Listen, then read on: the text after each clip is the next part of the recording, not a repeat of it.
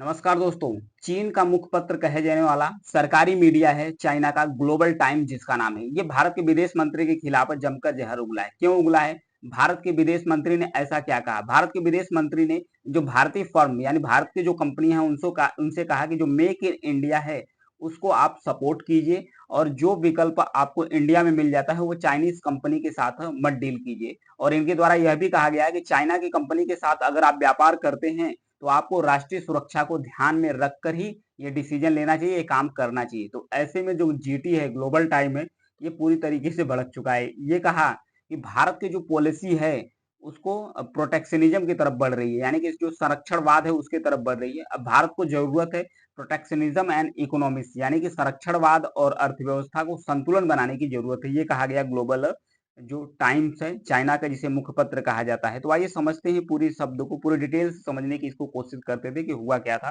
क्यों कहा गया था।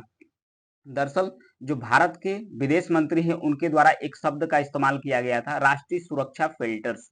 राष्ट्रीय सुरक्षा फिल्टर्स, इसका मतलब उन्होंने कहा कि अगर आपको जो भी सामान इंडिया के अंदर है, जो सामान इंडिया के अंदर उपलब्ध है, इंडियन कंपनी के पास उपलब्ध है, वो उसी से सोर्स कीजिए। आप चाइनीज कंपनी के पास मत जाइए। और अगर आप जाते हैं तो ये ध्यान रखिए कि जो राष्ट्रीय सुरक्षा है वो कंप्रोमाइज न हो पाए। तो इसी को लेकर जो ग्लोबल टाइम्स है इसने कहा कि भारत एक संरक्षणवादी मतलब प्रोटेक्शनिज्म की तरफ बढ़ रहा है। वो अब जो संरक्षणवादी है उसको आह्वान भी कर रहा है, और इसके साथ उन्होंने लिखा कि जो घरेलू उद्योग है उसकी सुरक्षा के लिए भारत सरकार अपने जो दृढ़ता है उसको भी उजागर कर रहा है, लेकिन बाजार जो विकल्प है यानी कि जो मार्केट का जो ऑप्शन है उसे सिंक्रोनाइज कर रहा है, उसे सीमित कर रहा है। ये कह रहा है जीटीस यानी ग्लोबल टाइम्स, भारत के बारे में कह रहा है। इसे यह भी कह रहा है कि जो भारत की इकोनॉमी है उसके लिए एक चिंता का विषय है। किसने कहा? ग्लोबल टाइम्स ने कहा कि भारत के लिए यह चिंता की बात है।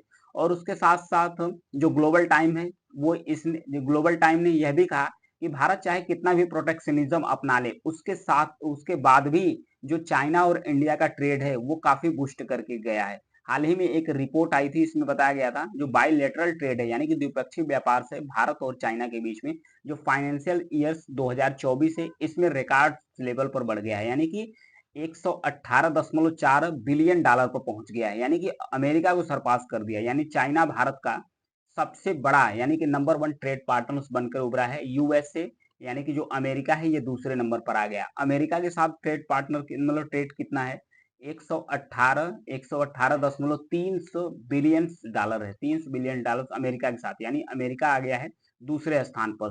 जो इंपोर्ट्स है यानी कि भारत और चाइना के बीच में जो द्विपक्षीय व्यापार से इसमें इंपोर्ट कितना बढ़ा है, भारत कितना आयात कर रहा है, 3.24% तक भारत का आयात जो बढ़ा है।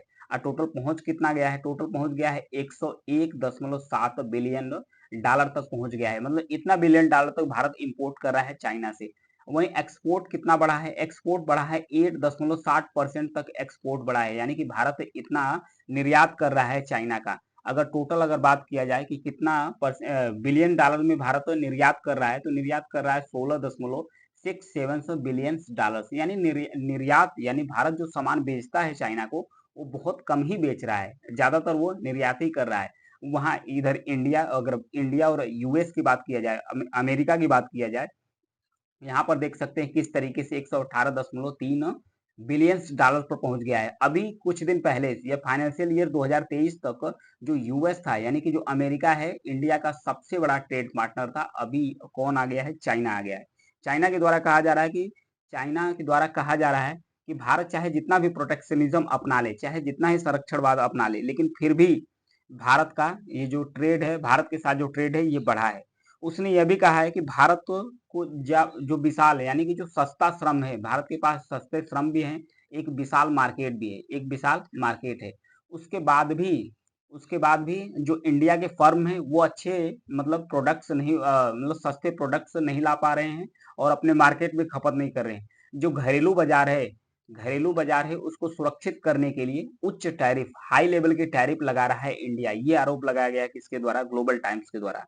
उसके द्वारा कहा गया है कि जो मेक इन इंडिया पहल भारत में शुरू की गई थी 2014 में, भारत में जब मेक इन इंडिया पहल शुरू की गई थी 2014 में, उस समय टारगेट क्या रखा गया था? टारगेट यह रखा गया था कि 16% जो विनिर्माण सेक्टर्स, भारत का जो मैन्युफैक्चरिंग सेक्टर्स है वो 16% उस समय परफॉर्म्स कर रहा था। तो 16% से टारगेट रखा गया था कि 2025 आते-आते 2025 आते-आते 16% से कितना तक कर देना था, मतलब 2025 आते-आते 25% तक कर देना था, बढ़ाकर 25% तक कर देना था।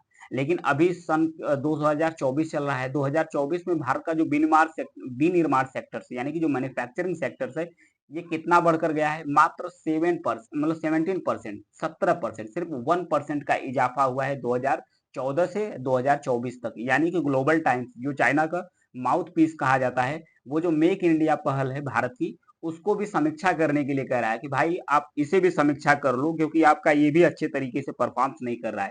सिर्फ आप हाई लेवल पर जो टैरिफ लगा रहे हो, टैरिफ से ही आपका जो मार्केट है, ये आपका प्रगति नहीं करने वाला है, आपको समीक्षा करना चाहिए। साथ ही जो चाइना का माउथ पीस ग्लोबल टाइम्स है, इसके द्वारा यह भी कहा जा रहा है कि भारत के जो लेबर हैं, सस्ते तो हैं लेकिन स्किल्ड लेबर नहीं है, यानी कि उनके पास स्किल कौशल नहीं है। जो मार्केट्स है, मार्केट तो बड़ी है लेकिन मार्केट अच्छे तरीके से परफॉर्म्स नहीं कर पा रही, कंपटीशन नहीं कर पा रही, इसलिए भारत को टैरिफ लगाने की जरूरत है। भारत कंपटीशन से और जो अंतर्राष्ट्रीय मार्केट है उससे पीछे हट रहा है, उससे भाग रहा है, इसलिए भारत इस तरीके से टैरिफ लगा रहा है।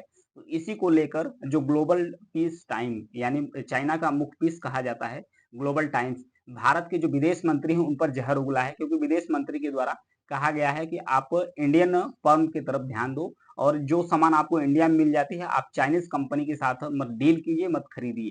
तो इसी पर लेकर भड़का हुआ है ग्लोबल पीस। तो ये था न्यूज एनालिसिस। ग्लोबल टाइम्स ने भारत के विदेश मंत्री एस जयशंकर के बारे में क्या कहा था। दरअसल डिस्प्यूट भी है, विवाद भी है भारत और चाइना के बीच में। यहाँ पर देखिए जो जम्मू कश्मीर वाला इलाका है, यहाँ पर अक्साई चीन सक्षम वैली को लेकर डिस्प्यूट है। फिर यहाँ पर अरुणाचल प्रदेश पर क्लेम करता है चाइना के द्वारा। तो इन्हीं सब सारे मुद्दे को लेकर अभी 2020 में जो भारत का जो गलवान क्लैश हुआ था वो भी हुआ था। तो इन सारे मुद्दे को लेकर भारत के खिलाफ चाइना एग्रेसिव रवैया अपनाता है। तो इसी को लेकर भारत भी अब चाइना को लेकर अलर्ट हो गया है और धीरे धीरे प्रोटेक्शन की तरफ बढ़ रहा है भारत। इसी का नतीजा निकला कि भारत का जो विदेश मंत्री है उनका स्टेटमेंट आया, उसी पर ज्ञान देने चला आया था ग्लोबल टाइम्स, जो चाइना का मुखपत्र यानी इसे कह सकते हैं चाइना का जो सरकारी मीडिया है वही है। ये था न्यूज एनालिसिस। Thank you.